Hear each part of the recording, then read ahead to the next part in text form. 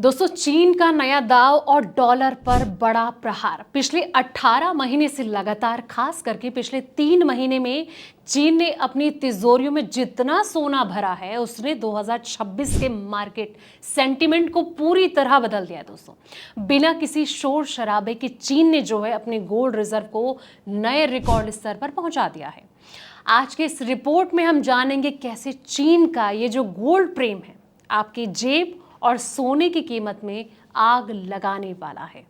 इसलिए वीडियो को आखिर तक जरूर देखें। नमस्कार, मैं हूं आपके साथ संध्या बिष्ट और आप देख रहे हैं द इकोनॉमिक टाइम्स हिंदी। दोस्तों, रॉयटर्स के मुताबिक चीन में 2026 की पहली तिमाही के दौरान सोने का जो उत्पादन है पिछले साल की तुलना में घट गया है। चीन गोल्ड एसोसिएशन ने इसकी जो जानकारी दी है और रिपोर्ट के अनुसार सुरक्षा जांच के कारण कहीं ना कहीं जो फैक्टर है वो रखरखाव के लिए उत्पादन रोक दिया है और जिससे कि कुल उत्पादन जो है वो इम्पैक्ट हुआ है।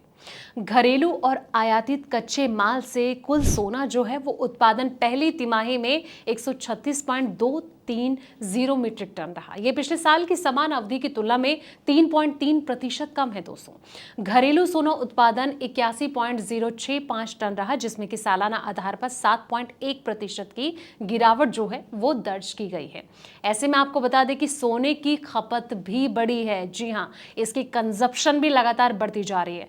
तो दूसरी तरफ जो है चीन में सोने की जो खपत है वो बढ़ती हुई नजर आई है और पहली तिमाही में कुल सोने की जो खपत है 303.292 टन रही, जो कि पिछले साल की तुलना में 4.4% ज्यादा है।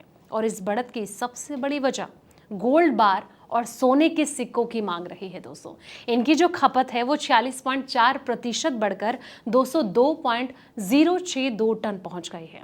गहने की मांग में बड़ी गिरावट भी नजर आई है। जी हाँ, हम देख ही रहे हैं कि सोने के गहनों की जो मांग है इसमें बड़ी गिरावट लगातार दिखती जा रही है। पहली तिमाही में गोल्ड ज्वेलरी की जो खपत है 37.1% घटकर 84.62 टन रह गई है।